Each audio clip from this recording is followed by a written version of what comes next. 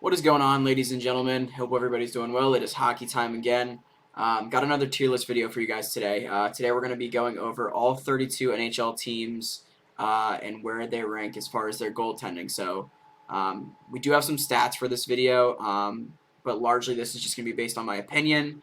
We're not going based on the starting goalies alone. We're going based on the tandem, or for some teams, the trio that they have going into the season.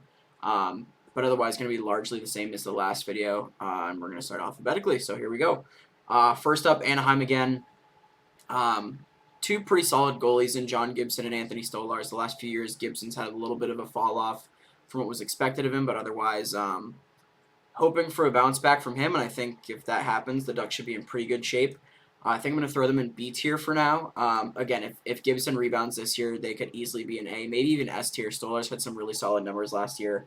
28 games, 917 save percentage, and a 2.67 goals against. So we'll see what the Ducks can do. I mean, they're relatively the same team as they were last season, so if Gibson can have a bounce back, maybe they make a push toward the playoffs. Hope to see that out of them. The Coyotes, they're going to be in the D tier here. Vejmelka played 52 games last season, and his numbers just weren't great. Not necessarily at fault of himself, but again, it's going to be a tough season for the Coyotes all around, as I mentioned in the previous video. Their backup likely going to be Ivan Prosvetov. He only played 3 games last year, and his numbers really weren't all that great. Again, really small sample size, but not in a position to put them anywhere other than the D tier for now. Boston's a pretty interesting one. They have 2 guys that were pretty solid last year in Jeremy Swayman and Linus Ullmark. The thing for them is who's going to take control of the net this season. Again, for me, I'd like to see Swayman take it over. They split games almost 50-50 last year. Numbers were pretty similar. Swayman with a 2.41 goals against and a 914 save percentage. Ullmark with a 245 and a 917 save percentage. I think Boston's going to be in the A tier for now until they kind of show us that those 2 goalies aren't capable NHL netminders. I think they're going to be just fine as far as their goaltending is concerned. But again, I would look to see if one of those goalies jumps out and really takes a stranglehold over the starting job. And my guess would be that it'd be Swayman. Buffalo, they're a kind of interesting team. Anderson played 31 games last season, a 312 goals against and an 897 save percentage. But their new acquisition, Eric Comrie, in 16 games with Winnipeg last year, had a 2.58 goals against and a 920 save percentage. So some really solid numbers out of him. I think for now they're probably in the C tier. My guess would be that they go into the season. I mean, Anderson will probably play the first game, but I don't think it'll take too long before Eric Comrie is the starter in Buffalo. But this will be his first season if he does take over that role as the number 1 guy, right? I mean, he's been pretty much a career back up to this point. He had some pretty high expectations at the beginning of his career and just hasn't lived up to them so far. So it should be interesting for him in Buffalo to see if he can take control of that job and what he can do with it if he gets it. With Calgary, I think Calgary's probably another A-tier team. Their backup in Dan Vladar was okay last year for a backup. He really did everything you can ask of him. Played 19 games, 2.75 goals against, and a 906 save percentage. That's good enough to win you some games. And, of course, when Jacob Markstrom's your starter and playing the way he played last year, you're going to be a pretty solid team in net. He played started 63 games, 222 goals against, and a 922 save percentage. So really, really good out of him. Of course, led the league in shutouts. Biggest thing for Markstrom is going to be continuing that play into the playoffs. But as far as that tandem goes going into this regular season, I think they're in the A tier. Our first S tier team is going to be the Carolina Hurricanes. Freddie Anderson was a borderline, had just a solid shot at winning the Vezina last year. Played very well before he went down with injury. And then Antti Raanta, kind of a return to form for him. He had been either injured or not playing that well in some seasons prior. But through 26 games for him, a 2.45 goals against and a 912 save percentage. Again, really, really solid numbers for a backup. I think unless one or both of those goalies falters, they're in pretty good shape in net. Chicago, going to be another D-tier team. When Peter Mrazek's your starting goalie after the season he had last year, you can't really belong anywhere else, in my opinion. Alex Stalock's their backup, only played 1 NHL game last year, but through his career has 124 starts, a 2.64 goals against, and a 908 save percentage. So we'll see what they can do. I'm hoping to see Peter Mrazek bounce back and have a bit of a better season. Would just be good for him personally. Would like to see him have a solid campaign here, but I don't think for now that you can place the Blackhawks anywhere other than that D tier. The Avalanche. I think the Avs are another B tier team, maybe even a C tier team. I'm doing this on the fly, so I haven't tried to make this tier list previously. I think I'm going to put them in C for now, and we'll see where the other teams around them end up.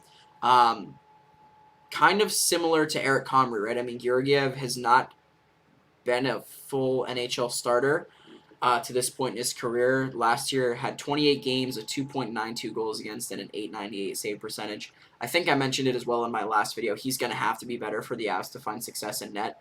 I think their offense is good enough in front that it won't matter for them as a team. But as far as their goaltending goes, I think Georgiev's just going to have to show what he's got before they can move up this tier list. Their backup Francouz is another really solid backup. 18 games played, or games started last year, a 2.55 goals against, and a 916 save percentage. And we all saw how big he was for the Avs in the playoffs when Darcy Kemper went down with that eye injury. So I think they're going to be okay in that. It will be very interesting to watch Georgiev and what he's capable of in a full season of games. But yeah, I think for now the Avs are probably in that C tier. Columbus. Columbus is another tough one. I think they're probably in the B tier for now. Korpisalo, their backup, had a really rough season last year. A 415 goals against and an 877 save percentage. But Elvis was solid. 56 games played. He did have a 322 goals against, but I think that's more reflective of the team in front of him than it is of his game personally. And just personally for him last year, a really tough year, obviously. So I'd look for him to bounce back a bit. Not that he had a bad season last year, but I think by his standards, he expects himself to be better, and I think he can be. So we'll keep Columbus in that B tier for now. I would expect both goalies to have bounce backs, and they should be pretty solid. Dallas is an interesting one. I think we see what we see out of Jake Ottinger is going to really determine where they would end up at the end of the season on this tier list. For now, they're probably also in the B tier. Scott Wedgwood's going to be the backup there heading into this season, I think. His numbers were pretty solid last year. Again, goals against not that great at a 3.14, but a 910 save percentage through the 32 games he played last season. Wedgwood's one of those kind of career journeymen, career backup, and tends to be pretty solid wherever he goes. So I think that that group as a tandem should be all right in Dallas. And again, if Ottinger can show even a piece of what he brought in the playoffs, they're going to be okay in that. I'm not really too worried about them. Detroit with Ville Husso and Alex Nedeljkovic. It'll be another interesting one. I mean, can Husso bring what he brought to St. Louis last year? Can Nedeljkovic rebound? Yeah, I mean, Husso's numbers, as we all kind of saw last season, were phenomenal in the games he played. 38 games started, 2.56 goals against, and a 919 save percentage. Nedeljkovic, not so hot in Detroit, did play the full season there with 52 started games, 3.31, and a 901 save percentage. I think for now Detroit probably goes in this B tier as well. This might be another team that moves by the end of the video, but I think Husso, if he can continue his strong play from last season, they'll be all right in net. And I would expect Nedeljkovic to bounce back. I don't think that the numbers he posted last year were what to be expected of him going forward.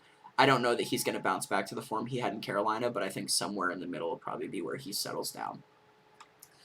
Edmonton with Jack Campbell and Stuart Skinner. So I'll be totally honest. I didn't realize that Stuart Skinner had played 12 games for Edmonton last year.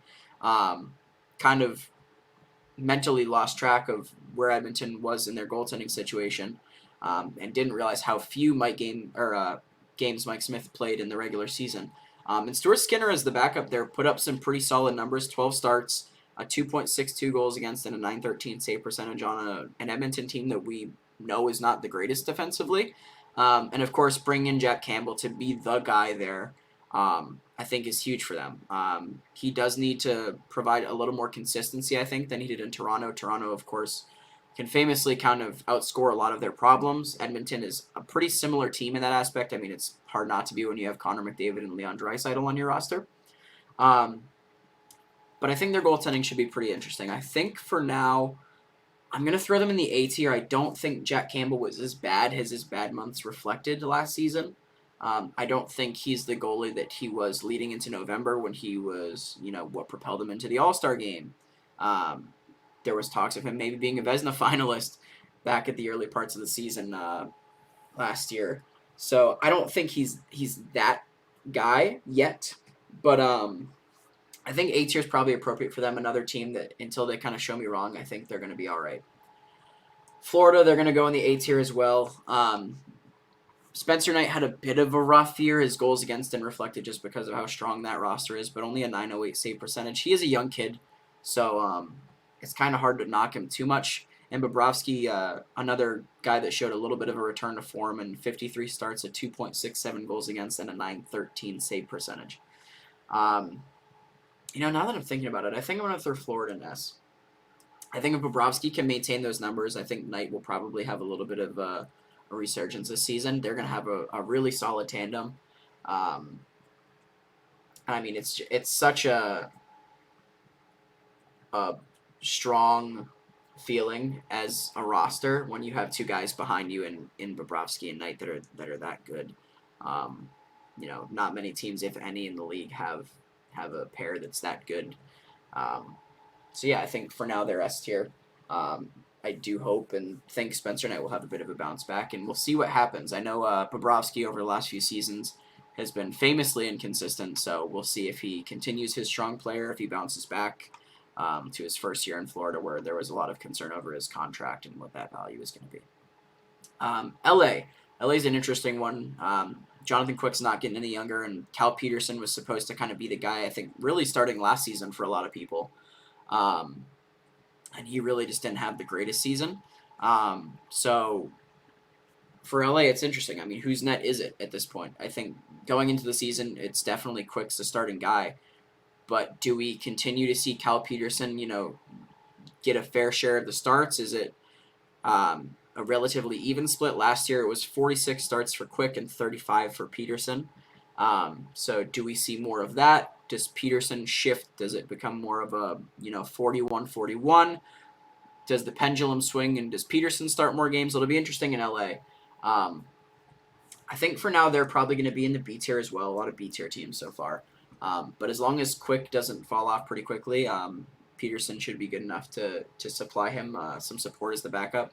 And workload really shouldn't be too big of an issue for either of them as long as Jonathan Quick stays healthy, of course. Minnesota. They do pick up Gustafsson in the trade with Ottawa, but they lose Cam Talbot, who was their starter for the majority of last season. Between his games in Chicago and Minnesota, Fleury started 56, had a 2.90 goals against and a .908 save percentage. I think they're probably either B or C as well. We know what Fleury's capable of as long as he stays healthy and the workload isn't too much for him. I don't know what really to expect out of Gustafsson. I mean, he's a relatively young guy. It had some promise, but his numbers last year were a bit rough. 16 games started, a 3.55 goals against, and an .892 save percentage. So if he can improve, give Fleury some support in the those back-to-backs and maybe steal one of those single games once in a while for Fleury, I think they're going to be okay. Minnesota should be another relatively interesting one with Fleury. Again, getting up there in age, but he's going to be expected to play a very, very large amount of their games this season if Minnesota wants to find success. On to Montreal, Jake Allen is going to be the starter there. And last year, Sam Montembeault was the backup. It wouldn't surprise me to see Caden Primo get into some more games this season. But for now, we're going to keep Allen and Montembeault in consideration for this tier list. I think with that being said, you probably have to throw them in C or D. Keep them in C for now. I don't think they're nearly as poor in net as the teams down in the D tier. Allen's numbers weren't bad, weren't anything to really be concerned about. He did have a 3.30 goals against, but a .905 save percentage isn't bad for a team like Montreal. And Montembeault, through 30 games started, had a 3.77 and an .891. So that's a bit rough. Again, I would expect to see Caden Primo in more games this year, but for now, we'll keep them in the C tier. Nashville, UC Saros was incredible last year. We all know what we saw out of him. And they do pick up Kevin Lankinen to replace both Connor Ingram and Dave Riddick. I think they're in the S tier as well. Saros played 67 games last season, the most of any starting goalie. I do think that number needs to get toned down a bit so he can stay healthy. And Lankinen's more than capable of providing 25, 30, even 35 games if he needs to, and should be solid enough that Nashville's not losing sleep over it. So I think they're going to be in the S tier as well. Would look for Lincoln and even have a bit of a bounce back again. He was playing on a Chicago team for much of last year that just wasn't up to snuff when it compares to the Nashville roster. New Jersey with Mackenzie Blackwood and Vitek Vanacek, another pretty interesting one. I would hope to see a bounce back out of Mackenzie Blackwood. Vitek Vanacek, we don't really know what to expect from him. Basically split the games in Washington last year with Samsonov. 2.67 goals against and a 908 save percentage. Blackwood through 24 games last season. A 3.39 goals against and an 892 save percentage. So pretty rough by his standards. I would expect to see him bounce back. I think I'm going to throw them in the C tier for now. Vanacek does provide them a bit of stability in the backup slot. Again, if they can both stay healthy, they should be okay. The Islanders, they're going to be another S tier team. Sorokin, just one of the most incredible young goalies I feel like we've seen in a long time. And his numbers, considering how below average the Islanders were for much of last season, are pretty stellar. 52 starts, a 2.4 goals against, and a 925 save percentage. Just really, really good stuff from Sorokin. And Varlamov is the backup there with a 2.91 goals against and a 911 save percentage. They're really setting net. The issue for the Islanders is just going to be goal scoring, but if they can score enough goals, they'll be a decent team. Again, I in my last video I said I don't really think they're going to make the playoffs, but their goaltending is not at all going to be the fault that they need to look back on. The Rangers, they have to go in the A tier at least. Shesterkin, the Vezina winner, could have won himself a Hart Trophy if it weren't for Austin Matthews. Best goalie in the league last year, best goalie in the world last year.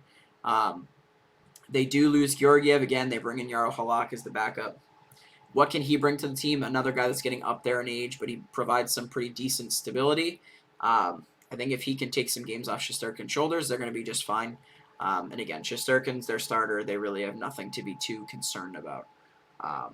So yeah, Rangers I think will keep an A tier for now. They could get bumped to S by the end of this video. Ottawa with Cam Talbot and Anton Forsberg. Both played roughly the same number of games last season. Talbot with 48, Forsberg with 44. And stats were actually not too far apart. Talbot had a 2.77 goals against and a 911 save percentage. Forsberg a 2.82 goals against a 917 save percentage. They're going to be another team in the B tier. Either of these guys, have the capability to go on stretches of having really solid games. It's just going to be a matter of finding consistency for them. I think Ottawa's going to be a successful team, and that tandem's a pretty solid one.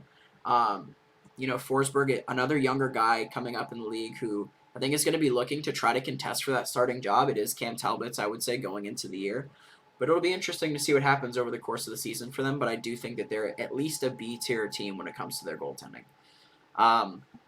Philadelphia, another interesting one. I think based on the last couple seasons, you have to put them in the D tier for now until Carter Hart shows that he can bounce back and be the guy for them. He's had a couple rough seasons in a row, and again, I know that being on the Flyers probably isn't helping his case at all.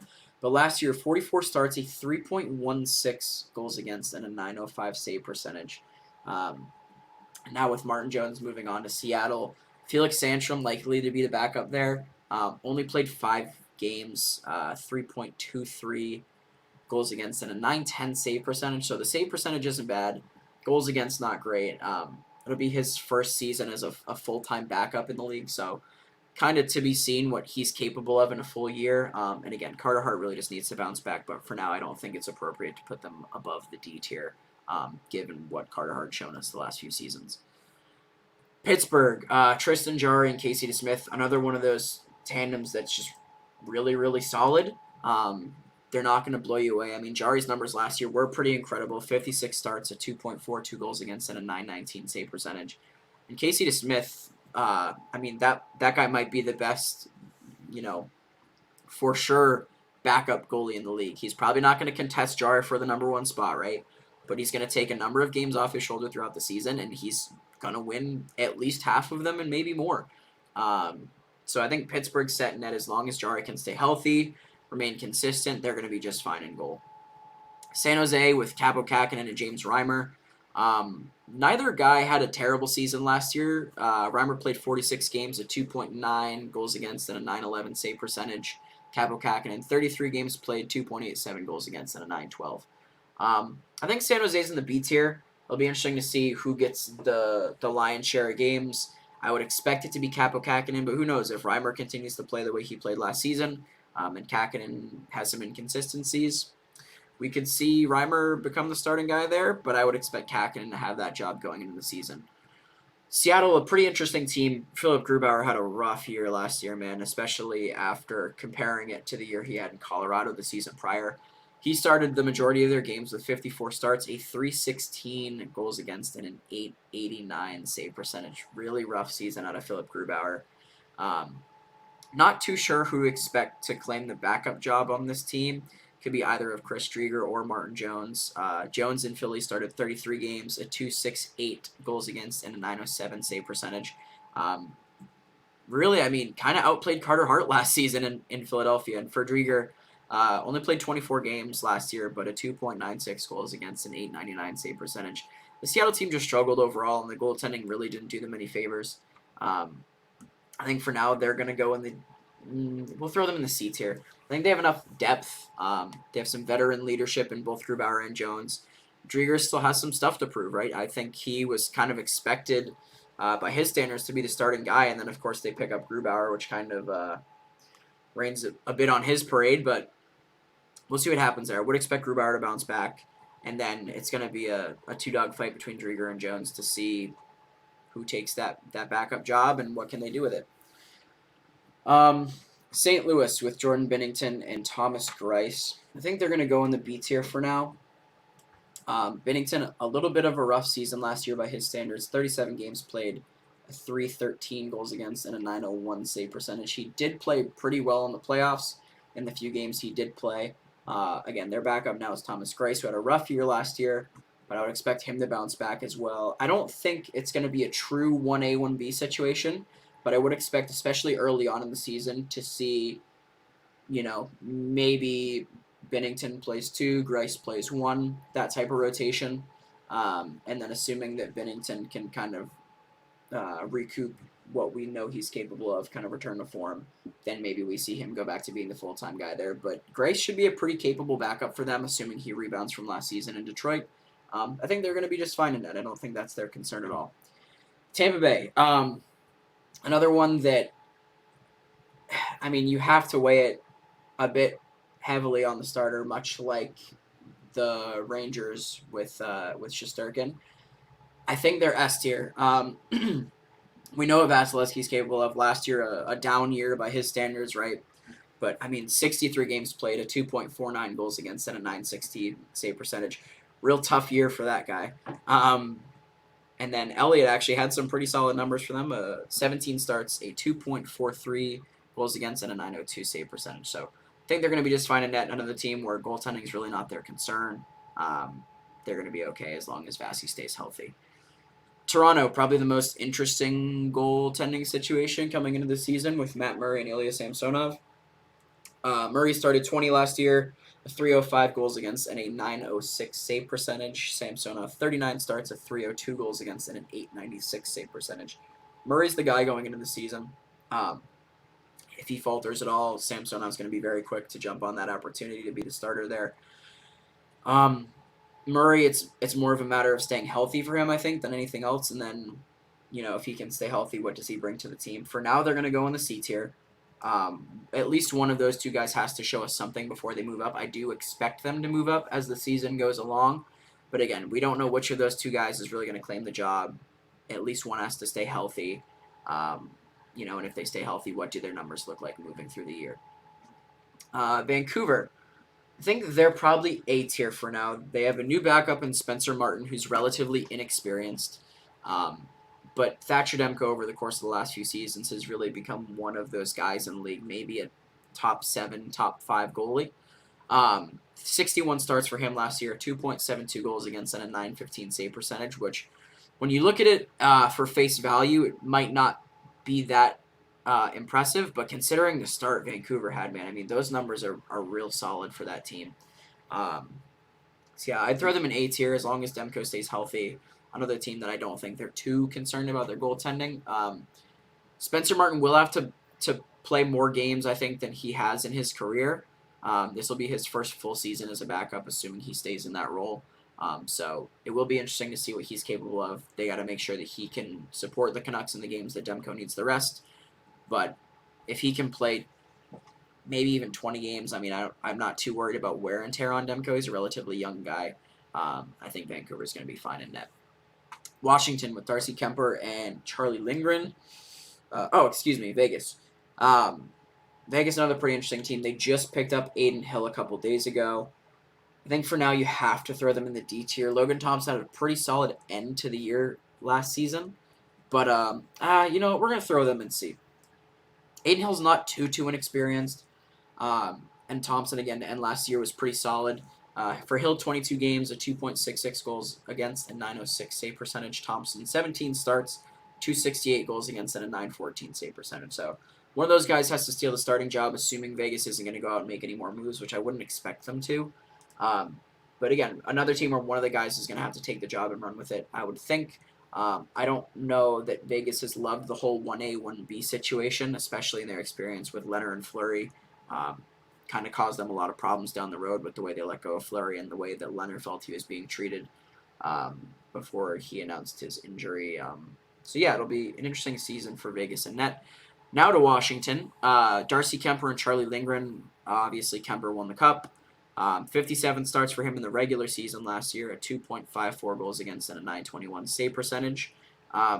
You kind of know what to expect with him as long as he can stay healthy. He's going to get you a lot of wins. Really solid guy. Probably alone without this whole tandem conversation. He's probably an A or B tier guy, maybe high B, low A. And then Charlie Lindgren, I mean, he's only played 28 career NHL games, but it seems like he's been around for a while. Through those 28 games, a 2.74 goals against, a 913 save percentage. I think the Caps just break into this A tier with that tandem. Again, as far as the starters on the list go, I'm probably more comfortable with Markstrom than Kemper, with Shesterkin, maybe with Jari, and definitely with Demko. But I do think that Kemper alone brings him into this A tier, and then Lindgren's numbers over his career, not too bad for a guy that hasn't played a ton of NHL games. So we'll see what the two of them can do.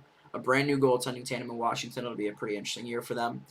And to wrap us up here with Winnipeg, they have Connor Hellebuck, of course, who's their guy for the indefinite future as long as he wants to be there. And then Dave Riddick, the new backup, who had a pretty rough end to his year in Nashville.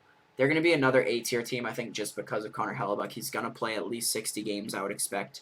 And then Riddick, I mean, he needs to bounce back if they're going to be a competitive team, because if he goes into his, 18 to 22, 23 games and just lays a bunch of stinkers, Winnipeg is going to have a tough season because they're going to have a tough enough time winning with Hellebuck in net. If Riddick goes in and is having a hard time winning them games, it's going to be a tough year. But that's going to be it for this one, guys. So let me know what you think. Again, this is based on goalie tandems, not just on the starting goalies. Just giving this another quick glance over now to see if there's anybody I want to move. Again, this is kind of the first time I've done this, so forgive me if there was a little bit of rambling going on. But yeah, I think I'm pretty comfortable with this list. So let me know your thoughts down below in the comment section. Don't forget to like and subscribe if you enjoyed the video. Thanks so much for watching, and we'll catch you guys soon. See ya.